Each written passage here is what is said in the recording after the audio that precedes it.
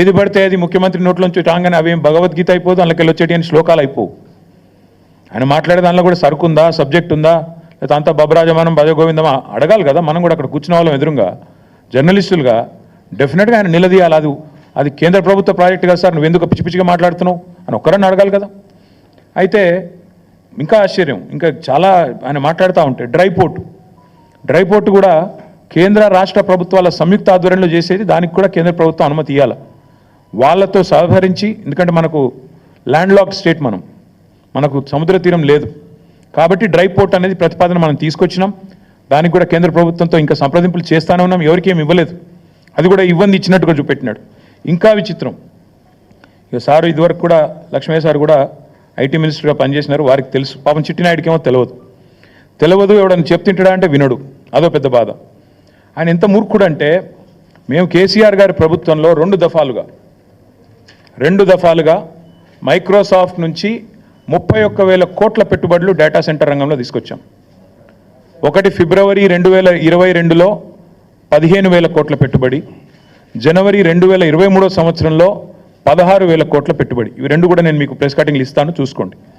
మేము ఓపెన్గా బాజాప్తా మైక్రోసాఫ్ట్ పెద్దలు సత్యనాదెల్ల గారి నుంచి మొదలు పెడితే వాళ్ళ వివిధ అధికారులను కలిసి ఒప్పించి మెప్పించి హైదరాబాద్లో ఉండే సానుకూల పరిస్థితులు వివరించి, ఇక్కడి ప్రభుత్వం యొక్క మంచి విధానాలు వివరించి మొత్తం 31,000 కోట్ల పెట్టుబడి మైక్రోసాఫ్ట్ డేటా సెంటర్లు, వాటికి మేము సాధించాం.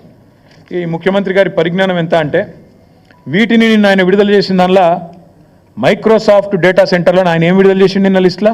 Adani data centre. ఇక ముఖ్యమంత్రి గారు ఎట్లాంటి వాడంటే, ఈయన పాపం ఈయనకు తెలియదు, ఇదివరకు కూడా ఒకసారి ఇట్లే మాట్లాడాడు. సత్యనాదెల్లా అని ఉన్నాడు, ఆయన ఎవరా విప్రో సీఈఓనా అని మాట్లాడాడు. ఇప్పుడు కూడా గంతే. మైక్రోసాఫ్ట్ డేటా సెంటర్ పెట్టుబడిని ఆనాడు కేసీఆర్ ప్రభుత్వం 31,000 కోట్లు సాధిస్తే అవగాహన లేకుండా, ఇప్పుడు మాట్లాడేటప్పుడు కనీసం అధికారులు చెప్పేదన్న వినాలి కదా. నువ్వు ముఖ్యమంత్రివి, నువ్వు తప్పు మాట్లాడితే రాష్ట్ర గౌరవం మంటగలుస్తుంది. ఏది పడితే అది మాట్లాడడం అనేది ఆయనకు మంచిది కాదు. ఇప్పుడైనా సవరించుకోని చెప్తా ఉన్నా చిట్టినాయుడు గారికి, ఇప్పుడైనా సవరించుకోండి. 31,000 కోట్ల పెట్టుబడి రాష్ట్రానికి వచ్చింది, నా జేబులకు పోలే, కేసీఆర్ గారి జేబులకు పోలే, రాష్ట్రానికి వచ్చింది. రాష్ట్ర సంపద పెంచే అంశం, రాష్ట్రానికి మంచి జరిగే అంశం. దీనివల్ల మైక్రోసాఫ్ట్ వచ్చిందంటే తర్వాత అమెజాన్ వచ్చింది, అది ఇంకా 36,000 కోట్ల పెట్టుబడి, $4.7 బిలియన్ పెట్టుబడి. ఇవి రెండు మా ప్రభుత్వంలో అత్యధిక FDI, మేము తీసుకొచ్చిన అత్యధిక ఫారెన్ డైరెక్ట్ ఇన్వెస్ట్మెంట్. ఇగో ఈ రెండు, అమెజాన్ అండ్ మైక్రోసాఫ్ట్. ఒకటి 31,000 కోట్లు, ఇంకోటి 36,300 కోట్లు. ఈ రెండు కలిపితేనే 67,000 కోట్లు. అంటే ఇది మా ప్రభుత్వం సాధించిన ప్రగతి. ఇక మీరు ఇంకేదో చూపెట్టిండు, ఏదో దొరకబట్టినట్టు ఈ ఫోటో చూపెట్టిండు. నేను అదానిని కలిసిన, బరాబర్ కలిసిన. ఎడబెట్టిన నేను కలిసి నా ట్విట్టర్లో నా అఫీషియల్ అకౌంట్లోనే పెట్టిన. నేను దాచుకున్నాను. నీళ్ళక 4 గంటలు రహస్య సమావేశాలు చేసినా, లేకపోతే చీకట్లో పోయి కోహినూరు రోడ్ల కాళ్ళు పట్టుకున్నాను. బరాబర్ దావోస్లో కలిసినాం. తర్వాత ఏం చేసినాం, ఒక ప్రపోజల్ ఇచ్చిండు, యోగి ఈ పని చేసినాం మేము. KCR rejects Adanis offer. మేము నీ లెక్క మాకు ఏం చేసినా బాజాప్తా చేసినాం తప్ప బేజాప్తా చేసే కర్మ మాకు లేదు. అదానీని మేము ఎన్నడూ ఎంకరేజ్ చేయలే. మేము రెడ్ సిగ్నల్ చూపెట్టినాం, నువ్వు రెడ్ కార్పెట్ వేస్తున్నావు. ఇది వాస్తవం, నువ్వు ఒప్పుకోపోయి. ఎస్, ఇది నా అఫీషియల్ ట్విట్టర్ అకౌంట్లో పెట్టినా. నేను దాచుకునేదే ఉంటే, దొంగ చీకట్లో కలుసుకునేదే ఉంటే, నీ లెక్క లుచ్చా పనులు చేసేదే ఉంటే, నేను కూడా నీ లెక్కనే ఇంటికి పిలిపించుకొని రహస్యంగా దొడ్డిదారులకి పిలిపించుకొని కాళ్ళు పట్టుకొని కాళ్ళు ఒత్తుకుంటా 4 గంటలు నేను కూడా కూర్చుంటుంటే. కానీ నీలాగా నాకు చిల్లర పనులు చేసే అలవాటు లేదు.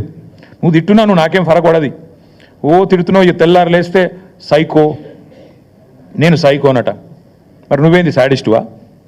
ప్రజలను కొండారెడ్డిపల్లిలో, నాకు తెలియక అడుగుతా, కొండారెడ్డిపల్లి నీ సొంతూరులో ఒక 85 ఏళ్ళ పెద్ద మనిషి సాయిరెడ్డి గారు, మాజీ సర్పంచ్, నీకోసం పనిచేసిండు మొన్న ఎలక్షన్లో. నీ ఫోటో ఇక్కడ గుండె మీద బ్యాడ్జ్ మీద పెట్టుకొని పాప నీకోసం తిరిగిండు పెద్ద మనిషి. గాయన ఇంటికి అడ్డంగా గోడ కడతారు ఎవడని నాకు అర్థం కాదు. అసలు మనిషివేనా నువ్వు, మృగానివా? ఇంటికి అడ్డంగా గోడ కట్టి ఆ ఇంట్లోకి వెళ్ళి పెద్ద మనిషి బయటికి కోరాకుండా చేసి ఆఖరికి ఆయన ఆత్మహత్యకు కారణమైతే ఇలా పోలీసు వాడు కేసు పెట్టాడు.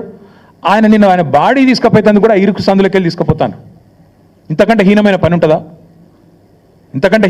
ఉంటుందా? అని నేను అడుగుతున్నా. ఏం మనిషి నాకు అర్థం కాదు. సాడిస్ట్ కాకపోతే ఏమనాలి? ఇవాళ ఒక అమ్మాయి చనిపోయింది, శైలజ వాంకిడి.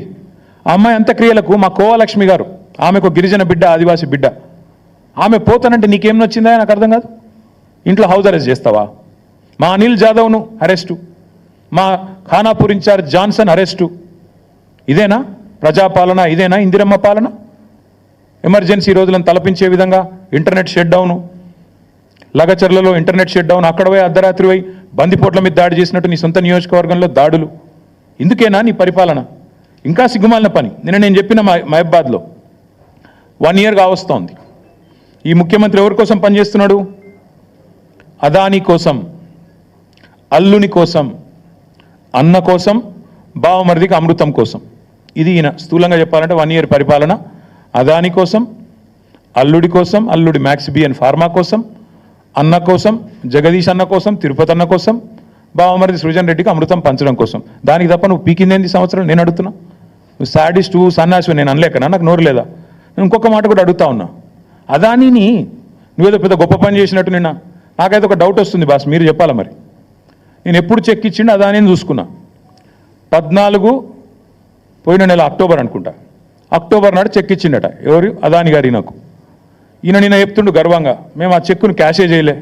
నాకు తెలియక అడుగుతా బాస్, నాకు ఎవరైనా చెక్ ఇస్తే వెంటనే బ్యాంకులో వేస్తా, చెక్ క్యాష్ చేసుకుంటా. మరి నువ్వు 38 రోజులు ఎందుకు చెక్ క్యాష్ చేయలే?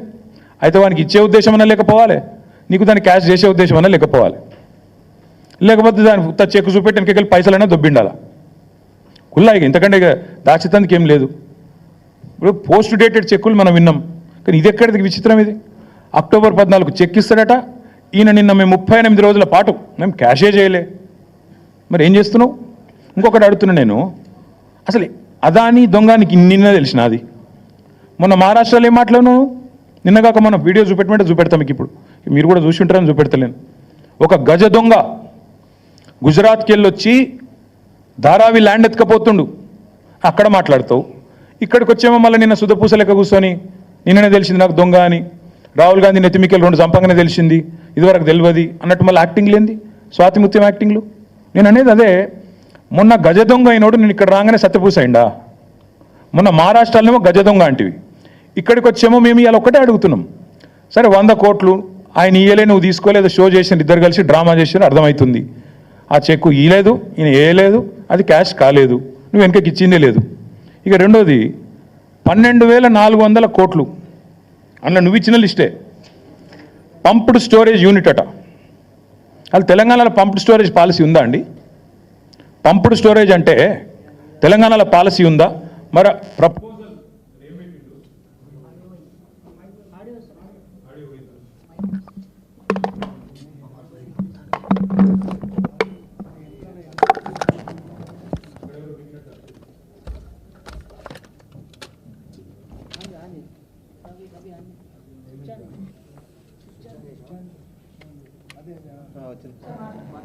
నిన్న 2 విషయాలు బయటపెట్టినారు ముఖ్యమంత్రి. ఆయన ఇచ్చిన లిస్టులోనే 2 విషయాలు బయటపడ్డాయి. ఒకటి పంప్డ్ స్టోరేజ్ యూనిట్. తెలంగాణలో ఇంతవరకు ఆ పాలసీ లేదు. మరి పాలసీ లేకుండా అదానికి కాడికి వెళ్ళి పైసలు ఎట్లా తీసుకుంటా అనుకున్నావు? పాలసీ లేకుండా ప్రపోజల్ ఎట్లా తీసుకున్నావు? నెంబర్ 1. నెంబర్ 2, కొడంగల్ ఇన్ని రోజులు అల్లుని కోసం అనుకున్నాం, ఇప్పుడు అదాని కోసం అంటే ఇప్పుడు తెలిసింది. 9 మిలియన్ టన్నుల ప్లాంటు కొడంగల్లో సిమెంట్ ప్లాంట్ పెడతారట. మొన్న రామన్నపేటలోనేమో మొత్తం ప్రజలు మరలబడ్డారు, ఇక్కడ సిమెంట్ ప్లాంట్ పెట్టద్దు, అదానిది అంబుజా ప్లాంట్ అని. అక్కడ సిగ్గురాలి, ఇంకా అది అట్లే పెడతారట, అందులో మూసీలకు కాలుష్యం పంపిస్తారట. ఇప్పుడు మీదికెళ్ళి కొడంగల్లో మళ్ళీ కొత్త దుకాణం, మళ్ళీ 9 మిలియన్ మెట్రిక్ టన్నుల ప్లాంటు అదానీ గారిది కొడంగల్లో. నేను అందుకే అంటున్నా, అల్లుని కోసం, అదానీ కోసం, అన్నల కోసం, బామ్మర్ది కోసం, అమృతం పంచడం కోసమే పనిచేస్తున్నావు నువ్వు. ఇది అది ప్రూఫ్ నువ్వే ఇచ్చినావు. అసలు పంప్డ్ స్టోరేజ్ పాలసీ లేకుండా ఎట్లా తీసుకున్నావు? నువ్వు ఎట్లా తీసుకుంటున్నావు ప్రపోజలు? చెప్పండి. ప్రభుత్వానికి ఒక పాలసీ ఉండాలి కదా, నిర్దిష్టమైన విధానం ఉండాలి కదా. అదే లేకుండా ఎట్లా పిలుస్తున్నావా నువ్వు? నాకు అర్థం కాదు. దాంతోపాటు సరే నేను ప్రశ్నిస్తే నేను సైకో, నేను అడుగుతున్నా, తెలంగాణని ఒక దొంగోడికి దోచిపెడుతున్నావు కదా, ఒక గజ దొంగకు నువ్వు సన్నాసివా, సాడిస్టువా, ఏంటిది నువ్వు? మరి తెలంగాణ వనరులను ఇంత దుర్మార్గంగా దోచిపెడుతూ మీదికెళ్ళి ఇవాళ నువ్వే శుద్ధపూసం వచ్చేట్లని చెప్పినావు నిన్న. చెప్పి మళ్ళీ మీ అనుంగు పత్రికలు ఇవాళ వచ్చింది, Adani is here to stay. Adani ఉంటాడు, బరాబర్ ఉంటాడు. రాహుల్ గాంధీ నెత్తి మీద మొట్టికాయలు వేస్తే ఏదో పైకి ఒక 100 కోట్లు ఇచ్చి లోపల మాత్రం మళ్ళా పక్కా కొసరు అట్లా ఇచ్చినట్టు చేసి అసలు మాత్రం అట్లే ఉంటుంది అని చెప్పినట్టు ఇవాళ Adani is here to stay. నేను అడుగుతున్నా, మన హిండెన్బర్గ్ రీసెర్చ్ అనే రిపోర్ట్ ఎప్పుడు వచ్చిందండి? 3 నెలల కింద వచ్చింది. చదువు రాదా, అర్థం కాదా? నిన్ననే తెలిసింది అదాని దొంగ అని. మీరు రాహుల్ గాంధీ లబలబా లబలబా అని మొత్తుకుంటూనే ఉన్నాడు కదా. ఎప్పటి నుంచి ఘోషిస్తున్నాడు రాహుల్ గాంధీ? అదాని దొంగ, చౌకీదార్ చోర్ హే, అదాని ఫ్రాడ్ హే అంటూనే ఉన్నాడు. మరి ఎందుకు 100 కోట్లు ఎందుకు ఇస్తున్నావు? కొసరు మాత్రమే ఎందుకు ఇస్తున్నావు? అసలు 12,400 కోట్ల ఒప్పందాలు ఎందుకు రద్దు చేస్తలేవు? మేమేదో చేసినామంటున్నావు, అవి కూడా రద్దు చేయి. మేము వద్దంటున్నామా? మేమేదో చేసినామంటున్నావు కదా, మేము చేయనే లేదు. మైక్రోసాఫ్ట్ ఇది అదాని అంటావు, నీ పరిజ్ఞానం అది. ఒకటి మాత్రం పక్కా, ఈ ముఖ్యమంత్రి ఆయన ఇంటి పేరు మార్చుకోవాలి. ఆయన అనుముల కాదు, అబద్ధాల రేవంత్. ఇంత పచ్చబద్దాలు చెప్తాడండి ఎవడన్నా ముఖ్యమంత్రి అంటాడు? ఇంత దుర్మార్గమా? మైక్రోసాఫ్ట్ డేటా సెంటర్ని పట్టుకొని అదాని డేటా సెంటర్. అదేవిధంగా నేషనల్ హైవే ప్రాజెక్టులు మేము ఇచ్చినాం, రక్షణ శాఖ ప్రాజెక్టులు రాష్ట్ర ప్రభుత్వం ఇచ్చింది, ఎలక్ట్రికల్ ట్రాన్స్మిషన్ ప్రాజెక్ట్ అది కూడా కేంద్ర ప్రభుత్వ ప్రాజెక్టు మేము ఇచ్చినాం. ఇంత పచ్చి అబద్ధాలు చెప్పేటోడు అనుముల రేవంత్ రెడ్డి కాదు, అబద్ధాల రేవంత్ రెడ్డే. అందుకే నేను అనేది, ఈ కాయిదాలు, ఈ డ్రామాలు ఇవన్నీ పక్కకు పెడితే రేవంత్ రెడ్డి నీకు అసలు కేసీఆర్ గారి గురించి మాట్లాడతాడు. నిన్న సరే నన్నంటే తిట్టినావు, నీకంటే వయసులో చిన్ననే కాబట్టి పడతా అనుకో. కేసీఆర్ గురించి మాట్లాడుతావు, ఎంత ధైర్యం నీకు? నాకు అర్థం కాక అడుగుతా, ఏం తప్పు చేసిండు కేసీఆర్ గారు?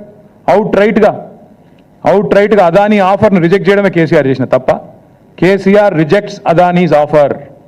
This is KCR. Red signal